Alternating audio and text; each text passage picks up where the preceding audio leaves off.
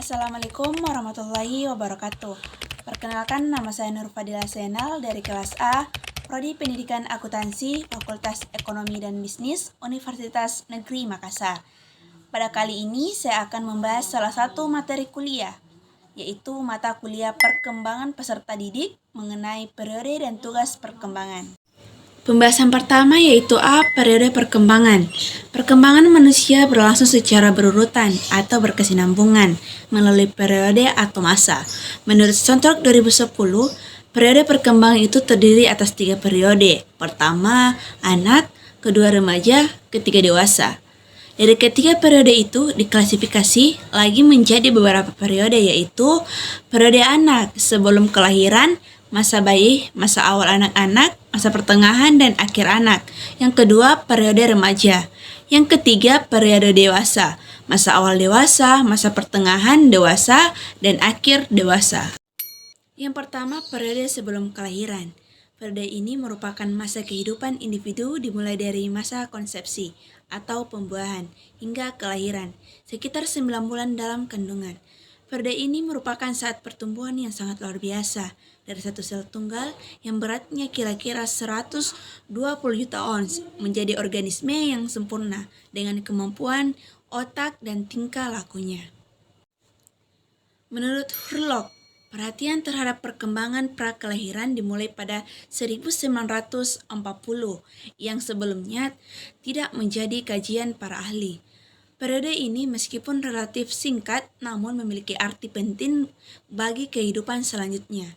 Ada 6 ciri penting masa prakelahiran, yaitu sebagai berikut. Pertama, pada saat ini sifat-sifat bauran yang berfungsi sebagai dasar bagi perkembangan selanjutnya diturunkan sekali untuk selamanya. Yang kedua, yaitu kondisi-kondisi baik dalam tubuh ibu dapat menunjang perkembangan sifat bawaan, sedangkan kondisi yang tidak baik dapat menghambat perkembangannya, bahkan sampai mengganggu pola perkembangan yang akan datang. Yang ketiga, jenis kelamin individu yang baru diciptakan. Sudah dipastikan pada saat pembuatan dan kondisi-kondisi pada tubuh ibu tidak akan mempengaruhi, sama halnya dengan sifat bawaan. Yang keempat yaitu perkembangan dan pertumbuhan yang normal lebih banyak terjadi selama periode pranatal dibandingkan dengan periode-periode lain dengan seluruh kehidupan. Yang kelima, periode prakelahiran merupakan masa yang banyak mengandung bahaya baik fisik maupun psikologis.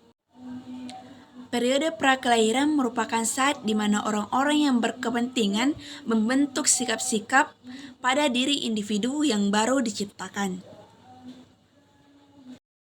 Yang kedua, periode bayi. Periode bayi merupakan masa perkembangan yang merentang dari kelahiran hingga 18 atau 24 bulan. Masa ini ditandai dengan ciri-ciri sebagai berikut. Pertama, masa dasar pembentukan pola perilaku, sikap, dan ekspresi emosi.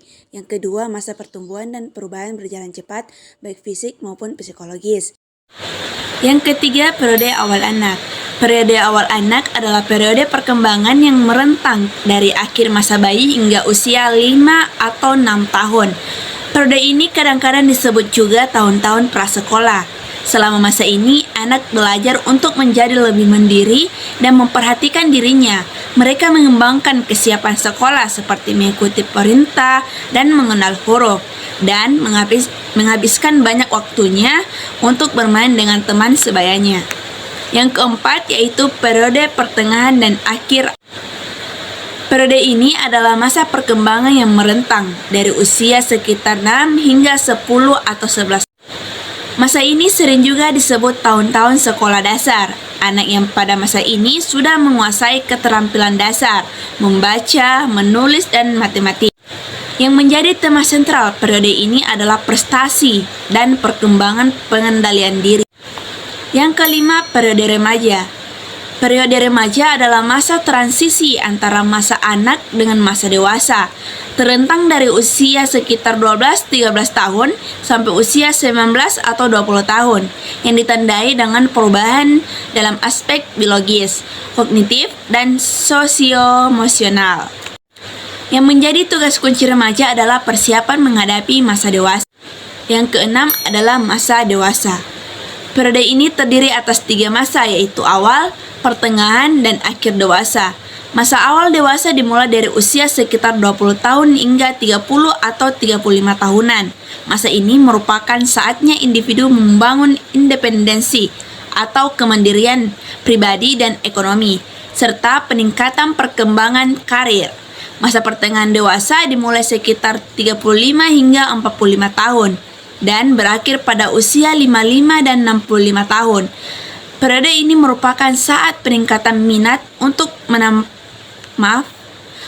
menanamkan nilai-nilai ke generasi berikutnya, meningkatkan refleksi tentang makna kehidupan, dan meningkatkan perhatian terhadap tubuhnya sendiri. Sementara akhir dewasa adalah terentang dari usia 60 atau 70 sampai mati. Periode ini merupakan saat penyesuaian diri terhadap melemahnya kekuatan dan kesehatan fisik, masa pensiun, dan berkurangnya penghasilan. Pembahasan yang kedua yaitu tugas-tugas perkembangan. Yang pertama, pengertian tugas perkembangan. Proses kehidupan individu terbentang dari mulai fase usia kandungan sampai dengan fase usia tua. Dalam menempuh setiap fase usia tersebut, terdapat tugas-tugas perkembangan yang dijalani atau dihadapi oleh setiap individu. Tugas-tugas perkembangan ini berkaitan erat dengan perubahan kematangan, persekolahan, pekerjaan, pengalaman, beragama, dan hal lainnya sebagai prasyarat untuk pemenuhan dan kebahagiaan hidup. Yang kedua, tugas perkembangan pada setiap periode perkembangan. C. Tugas perkembangan remaja, yaitu pertama, mencapai kedewasaan dalam beriman dan bertakwa kepada Tuhan Yang Maha Esa. Kedua, mencapai kematangan perilaku etis. Yang ketiga, mencapai kematangan emosi.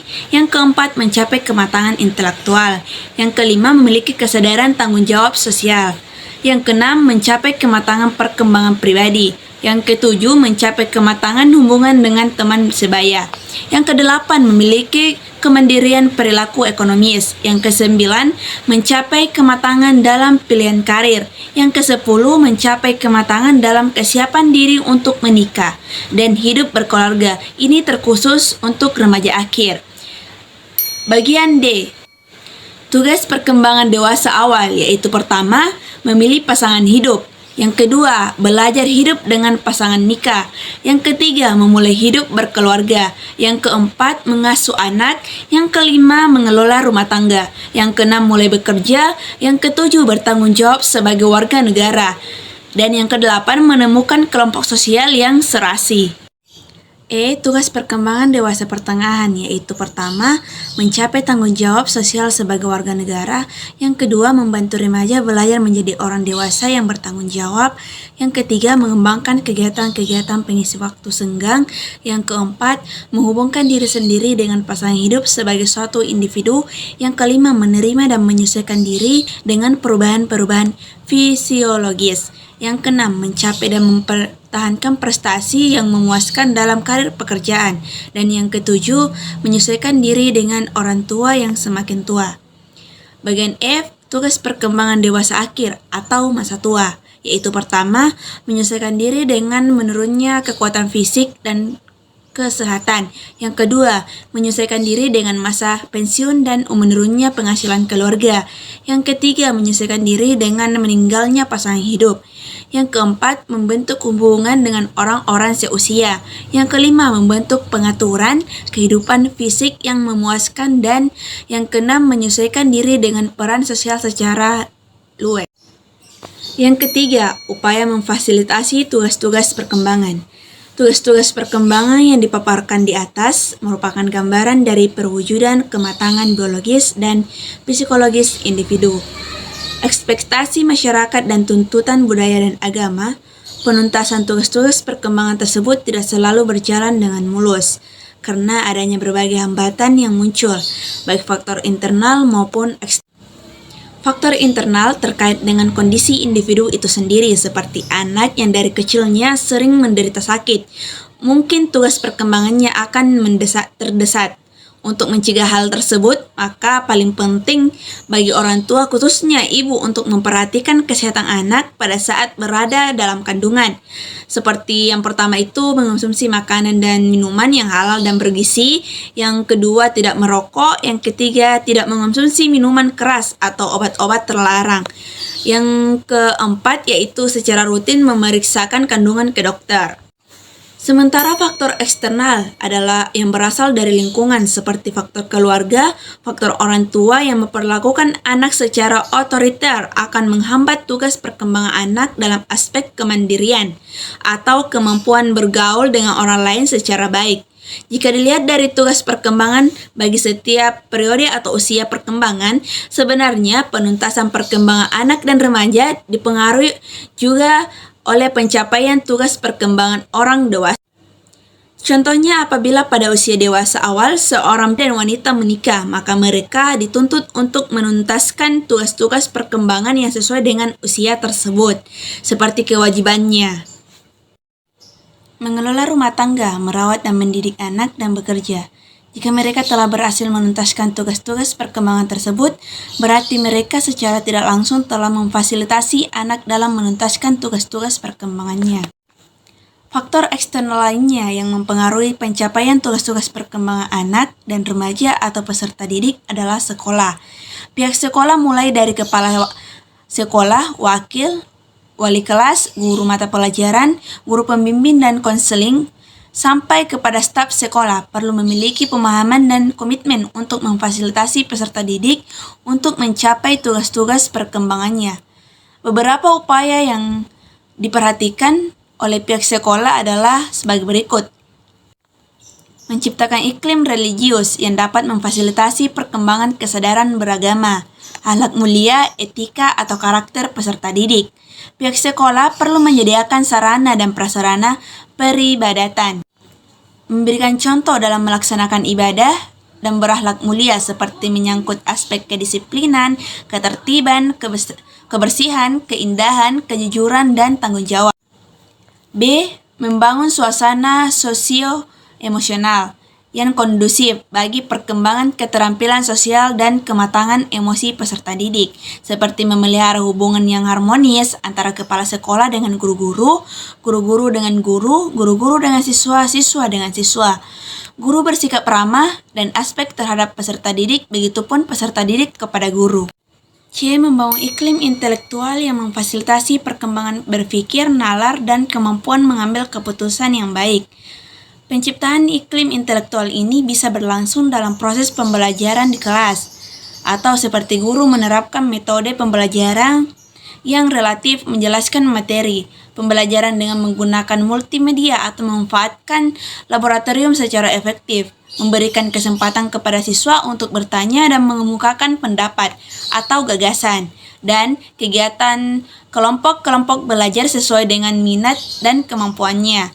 Bagian D yaitu mengoptimalkan program bimbingan dan konseling untuk memfasilitasi perkembangan peserta didik, baik menyangkut aspek pribadi, sosial, belajar atau akademik, maupun karir atau sekolah lanjutan atau dunia kerja. Sekian pembahasan dari saya, kurang dan lebihnya mohon dimaafkan. Wabillahi taufiq wal hidayah. Wassalamualaikum warahmatullahi wabarakatuh.